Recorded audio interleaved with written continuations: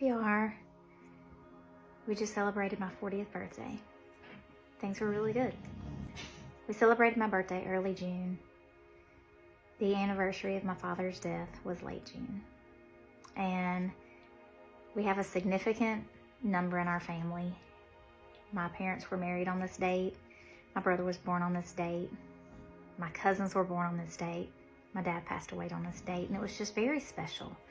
It's a number that my son wears. It's a number that my brother wore. It's just a very significant number. And I felt God tugging at my heart. Let go. Not let go of my fight, but let go of my control. So we're going to travel back to 2007. We were going to get married December 31st of 2007. And we had gone to look at a venue. We had everything ready as far as a venue and a date and a photographer. But nothing ever added up quite right. So I said, you know what, forget it. I'm just not going to marry him. And it was my pride, but at the same time, I feel like God was saying it's not time.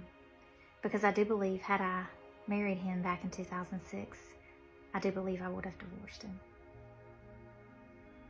Not sure, but, that of us have gone through is a divorce. We've gone through breakups, but not a divorce.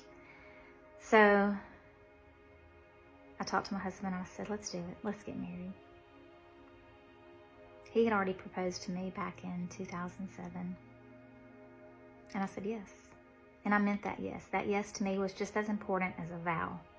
That yes meant yes forever. We travel and we have a ceremony for us. And we said, I do, on a very special date. Nothing, absolutely nothing special. My dress was from Shein, I don't even know how to say it. We did get him a special shirt. He wore camouflage shorts. I didn't want it to be anything over the top. I wanted it to be something special and from the heart. I didn't have my ring. That's another story. We used a ring that had my son's initials on it because this moment was significant for all of us. So he put that very inexpensive ring on my finger, and I put his very inexpensive ring on his finger. We didn't have money. And he also is always using his hands, so I couldn't get him a ring that could get crushed on his hand. So he got a rubber band.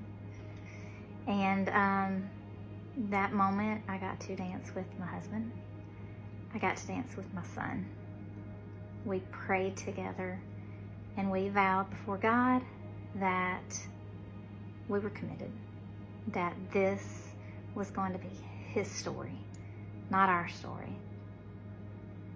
So after, 15 years, I believe I have that number right, we said I do. Through the highs and the lows, the good and the bad, and the ugly, the really, really, really ugly, we said that it's all been worth it, that everything led to that moment. And we were now Mr. and Mrs. Ford. And it was a very significant moment for me, more so than anyone else, because at that moment, I let go. At that moment, I vowed that I would fight for him, that I would be with him, and we would walk side by side.